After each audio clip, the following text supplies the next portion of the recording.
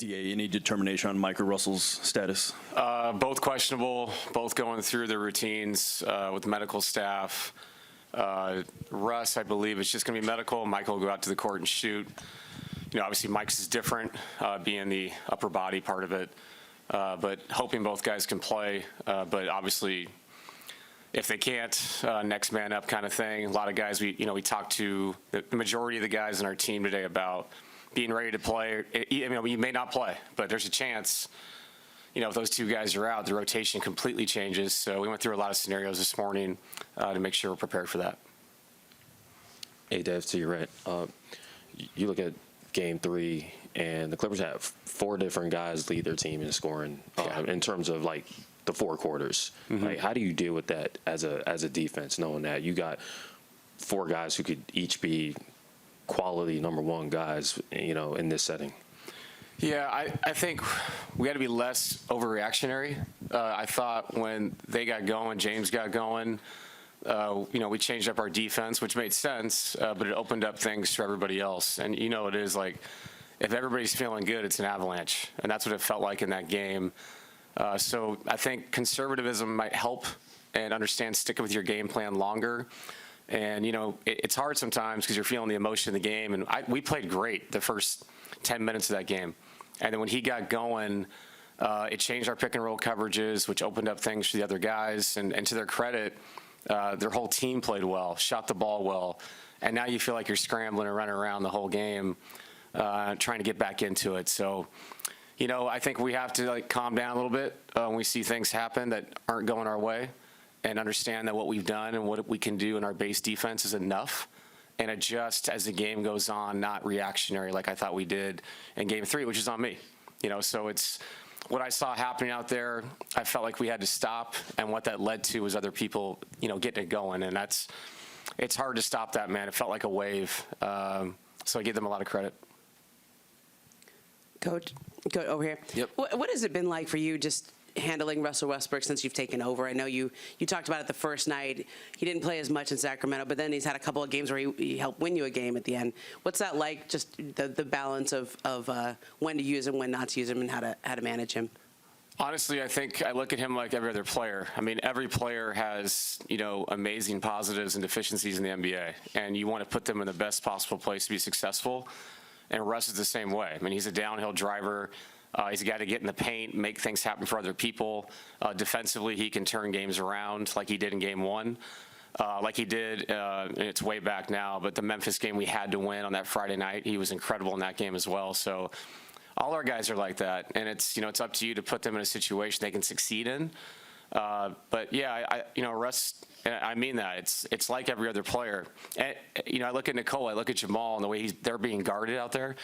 It's the same idea. You have to find ways to make them successful. So, all these guys have traits that can help you win a game, and it's up to us as a staff to maximize those traits. So, yeah, if Russ can go tonight, I expect those things to happen. I expect him to maximize his energy defensively and get guys, shots just by being aggressive, attacking the paint, and being clean with the ball. As a quick follow-up, how has he handled it when he sort of hasn't been in there, when you've had like the Sacramento game or some other games where he wasn't in there in the early stretch? I would say the same as every other player that doesn't finish a game. I'm sure frustration, just like Michael was frustrated when he didn't finish Game 1. So I would expect that from pros that have been competitive their whole lives, and we all know Russell is as competitive a guy as we've had in this league. So, yeah, I think obviously maturity comes in for all of us when we lose a game, win a game, who finishes the game. But if you're not frustrated when you're not out there, I think there's a problem with you. It means you don't want to be part of the moment. So I see that in all our guys, not just him. Coach, are you more concerned today with the offense, your offense, or your defense? Both. Game 3 was, they got after us defensively. We watched a lot of tape, and it's funny, it's not just execution, it was aggressiveness to shoot the ball. I thought we created shots that guys turned down, and you drive the ball back into this team, and, nothing good's going to happen with a 7-foot man back there, length, activity, a lot of energy on the defensive end. So we have to understand that. If you create a great shot in these kind of games, you have to shoot them. And, we brought this up earlier. You brought up they had a leading scorer in every quarter. Well, it's because those guys are aggressive to shoot it when they create great shots on their end. And so if Nikola and Jamal are going to bring 2 and 3 guys to them, and we find you in the corner, you got to shoot the ball. You can't drive it back in to a set defense. So we watched a lot of tape on that. I've been saying it for 2 weeks. It's the key to us winning these games is other people have to be confident to step up and shoot it. And if we do that, I think we give ourselves the best chance, not just offensively, but our defensive balance. It takes away the turnovers. It takes away the runouts, gives us a chance to win the game.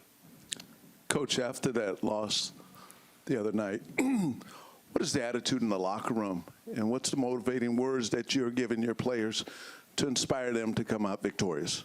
I mean, our main guy has been there, done that. We've had some really tough losses in the past. I think the biggest thing is our main people, leadership, me telling these other guys that haven't been through this, where you go through a really tough night, where you get embarrassed, that, hey, it's worth one.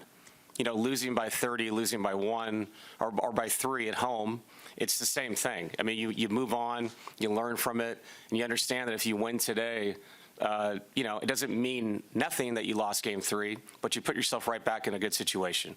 And you have to have the maturity to understand that. And if the first quarter we come out and we're down 5, we're down 8, whatever, you got to stay with it. It's a long game. And, if we can find a way to get this done today, we're in a really good place. When you say you were going through all the scenarios this morning, is that sort of the whole group walkthrough situation, or is it you getting your staff together and kind of just playing out different lineup situations? What's that process like before a playoff game when you don't know? Right. It's staff getting together and being creative with, if this guy's out, who are we playing, how are we rotating?